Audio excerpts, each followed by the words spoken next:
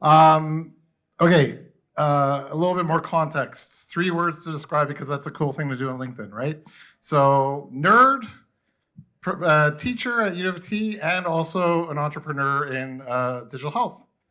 So how many people here are thinking or are in the process of creating a digital health startup? Okay, not bad. Good. It'd be scary if it was everyone, and it'd be even scarier if it was no one. Okay, so chances are you got onto this whole digital health thing after this thing called a global pandemic. I think everyone became much hyper aware about health and how it affects us when we were trapped in like our little lockers in the sky, which we call condos. And yeah, like there was a huge awareness about digital health that kind of came throughout the market. And a lot of people, by the way, there's an arrow there. I don't know why it's not showing, but there was huge digital health adoption. Wellness apps, digital therapeutics, you had telemedicine, you had also mental health it came to the forefront. And the thing is that this was wild. And just understand, VCs lost their mind. They completely went bonkers. They're like, it's a pandemic. Digital health is going to save us all. Oh my God, digital health, right? And they got crazy. So yeah, this got us excited. We were like, wow, yeah, digital health is finally having our day. And yeah, all it taught us is VCs really get hyped and then they drop you off at the side of a corner, okay? They just walk away. That's 2024. This is not, I just want to make sure that I base it a little bit on reality, right? What are you walking into right now? Is this an environment where you're saying, I have a digital, like in 2021, if you're like, I have a digital health start, you wouldn't even finish your sentence and they throw money at you, okay? But now you say, I'm a digital health startup in mental health, you'd be like, yeah, whatever, okay? So you just need to watch out. It's a different climate. And it's actually pretty bad because these hypes are falling around, right? You've heard about Babylon. Does anyone know about Babylon? It was telehealth that was going to change the world. It's basically not really a player anymore. Teladoc, I like Teladoc, but their share, man, I don't like their share. Their share's having trouble right now. And then Pear, which basically bought up, does everyone know digital therapeutic is a concept that you can have a digital app that interacts with you and helps you become better. They bought up all the assets, and when they went bankrupt, their assets sold for $6 million total. I think that they paid close to like 120 million for the assets that they had there. Okay, sorry, I'm a Debbie Downer, right? So what, Michael, are you telling me it's a horrible time to create a digital health startup? Yes, I waited until health to come up to the stage and tell you do not create a digital health startup. No, I'm not that much of a horrible person, okay? But if you're creating a digital health startup right now, you need to understand how the dynamics have changed. And there's only 2 words that I'm going to give to you, okay? And the first word is HHR. Does everyone, who here knows what HHR is? Ooh, you got to know this word if you want to get funding over the next 3 years. So good thing you came today. I'm going to tell you what HHR stands for. And the other word is A. No, it's AI. Okay, come on. You've heard this at every other place. It's actually A1 if you're the Secretary of Education, but I mean, like, anyways, that's a different joke. But these are 2 very important words. Why are they important words? Okay, so the first word that you need to know, health human resource crisis. That's what HHR is. What does that mean? There are 2 problems in this space. Number 1, demand side. There's not enough nurses. There's not enough doctors. It doesn't matter how you want, and it's our fault. As you said, we create exabytes of data. Do you know that healthcare data doubles every 74 days? Like the entire corpus of healthcare knowledge, if you wait 74 days, has now doubled. You can thank AlphaFold for that. Okay, but anyways, the whole thing here is we don't have enough, we're living longer, we're living sicker for longer. And it requires people to take care of you. And so living sicker longer sounds great, but it's kind of not great also. And so the thing is, for us, in the next 30 years, we need to double the capacity of healthcare to preserve the bad healthcare system that we have right now. The healthcare system you complain about, just to keep that, you're going to have to double the system. That's the health human care, the HHR crisis, and you need to know this because your value prop has to target this. And the cool thing is, we've also created the technology to actually attack this, which is AI. AI, for the first time, is not constrained by a website. Digital health required a clinician behind every solution that you had. If you're delivering healthcare, there was a clinician somewhere in that loop. It's called human in the loop. AI now has the ability to change that. And it's doing it better than us. This is like an old graph. This is like, I could have found many other ones. And you know, like here's a cool thing, right?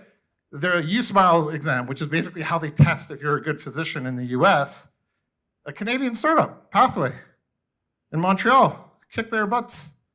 That's Gemini and everyone. So we can be competitive. Canada can be competitive in this zone. So 2 words that you walk away with, HHR and AI. But why is it so important? 4.9 trillion. You should always know this number because the VCs know the number. That's a complete market share in 1 year of healthcare spending in the US. And for all the innovation, for Epic, Cerner, and all these large things, they consumed 3 to 4% of this entire market. The rest of this market is pharmaceuticals, paying for humans, infrastructure, and everything else. So why is it such a crazy time to start? Because that 3 to 4% is going to become 8% with AI. We're literally going to double the size of the digital health market over the next 5 to 10 years. Okay? So this is where you say to people, get some. You know, you go out there and you actually do the work, but you're going to have to remember those 2 words. The first word is? Okay, and the second word is? A1, yes. Okay, so anyways, it's actually an insanely awesome time to create a digital health startup, but keep an open mind and make sure that you have at least one, if not both of those words in the way that you're going to solve it. And last thing, don't believe every chart that people put up in front of you. If I showed you the most recent one, it would show that we're trending for higher investment this year than ever before. So anyways, thank you guys. Amazing. Thank you so much, Michael. Thank you so much for that. We'll have some questions for Michael. Anybody? Michael, I think it was fantastic. Looks like nobody wants to ask a question, but yes, there is. Hi, Michael. Thank you for your presentation. This is actually what my startup is looking to solve. Hi, I'm Kamika. I'm the founder of Code Melanin. I am a registered nurse. So all those stats are real. We're headed for a very scary place because of the HHR crisis. So obviously in this space, I'm looking to use AI to actually create a warning system for burnout to essentially help reduce staff turnover.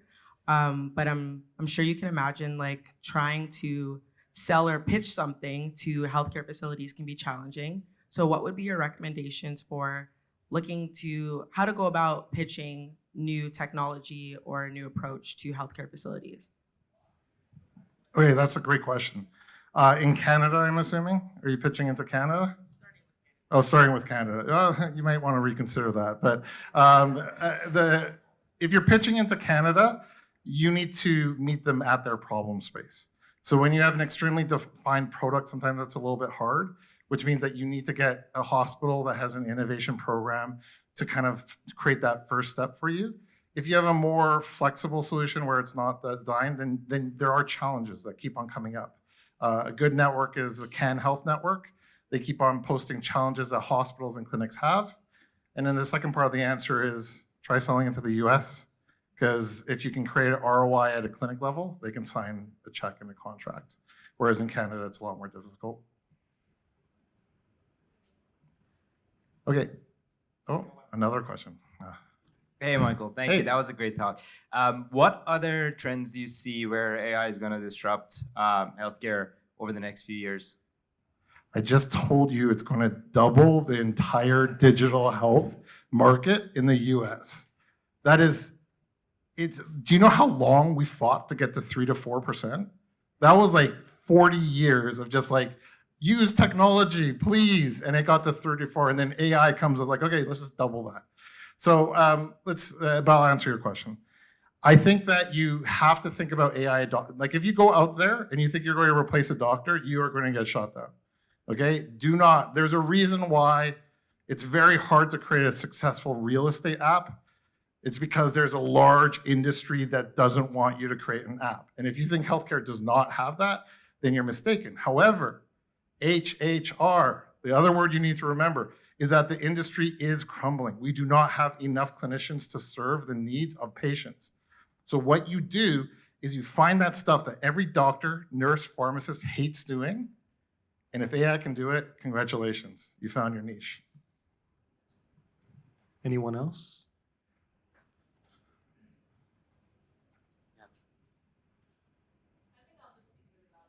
Okay.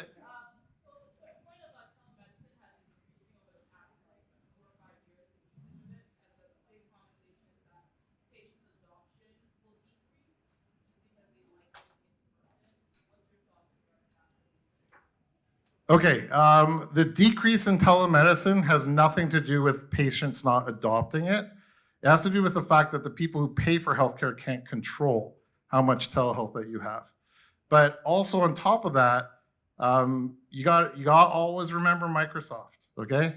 If there's a technology and exists for 8 years, Microsoft will create some equivalent product that will be cheap and be able to disrupt. And so most people are walking away from custom solutions, even from Zoom in healthcare, to move back to MS Teams because that's what they use for their identity provider anyways. And so that being said, it was one of the things that during the hype, I was like, guys, I don't get it. It's just web conferencing. Why are you throwing so much money at it?